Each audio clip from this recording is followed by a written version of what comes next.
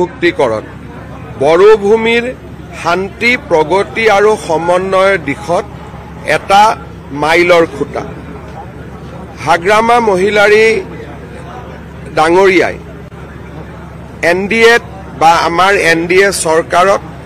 চৰণ বড়োৰ অন্তৰ্ভুক্তিকৰণৰ বাবে যি সন্মতি প্ৰদান কৰিলে সি সঁচাকৈয়ে কৃতজ্ঞ তেখেত আমাৰ কৃতজ্ঞতাৰ পাত্ৰ আৰু মই আমাৰ এনডিএৰ সকলোৰে হৈ হাগ্ৰামা মহিলাৰী ডাঙৰীয়াক ধন্যবাদ আৰু কৃতজ্ঞতা জনাইছো। আমাৰ প্ৰচেষ্টা হ'ব যে আমি সকলোৱে লগ হৈ বড়োভূমিৰ প্ৰগতি শান্তি আৰু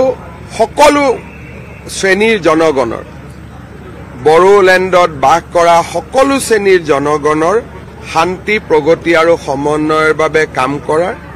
অহা 2 দিনতে বিটিসি নৱনিৰ্বাচিত ইএম সকলৰ লগত আমাৰ মন্ত্ৰীসভাৰো বৈঠক হ'ব আৰু আমি সকলো প্ৰকাৰে বিটিসিৰ উন্নয়নৰ বাবে আমি বিপিএফৰ চৰকাৰখনক সহযোগিতা কৰিম। 26তো কৰবাত সহায় হ'ব 15টা সিট জিল হোৱাৰ দৰে 2026ৰ নিৰ্বাচনতো আমি এটা সমন্বিত ৰণকৌশল প্ৰস্তুত কৰিম কাৰণ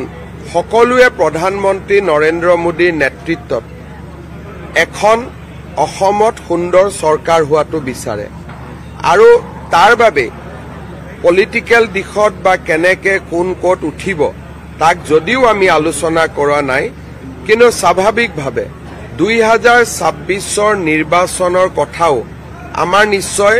মনত আছে আমাৰ নিশ্চয় চিন্তাত আছে আৰু এই বিষয়ে মই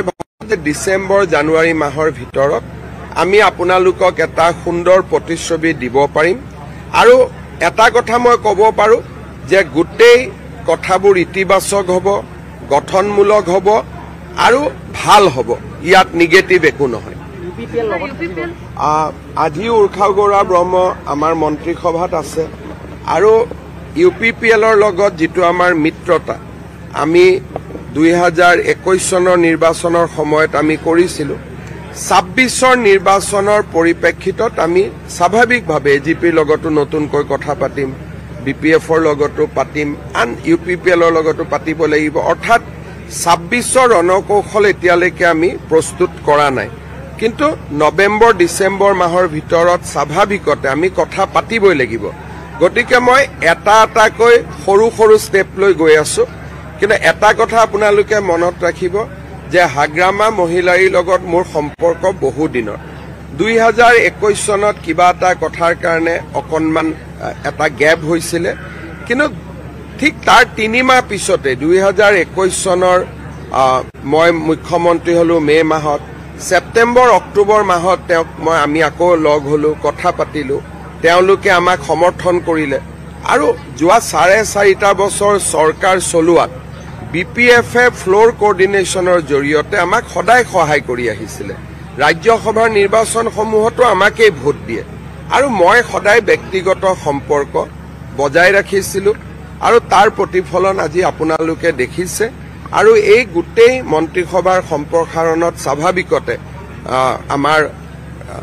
নেতৃত্ব নতুন দিল্লীৰ নেতৃত্বৰো অনুমোদন আছে গতিকে আমি সকলোৱে মিলিজুলি সমাজৰ উন্নয়নৰ বাবে একেলগে কাম কৰিম। এটা সময় আছিল হাগ্ৰামা হিমন্ত এটা অসমত যেন জুতি গতিকে 26ত এই জুতি কেনেকৈ হাগ্ৰামা আৰু মোৰ সম্পৰ্ক বহুত নিবিড় সম্পৰ্ক ব্যক্তিগত সম্পৰ্ক কিন্তু পলিটিক্সটো বেলেগ এতিয়া লাহে লাহে আমি যিহেতু বহুত দিন আমি বেলেগে বেলেগে আছিলো লাহে লাহে এতিয়া এইবিলাক আমি ব্লক বাই ব্লক ৰিবিল্ড কৰি গৈ থাকিব লাগিব আৰু মই ভাবো যে সকলো কথাই পজিটিভ হ'ব ইতিবাচক হ'ব।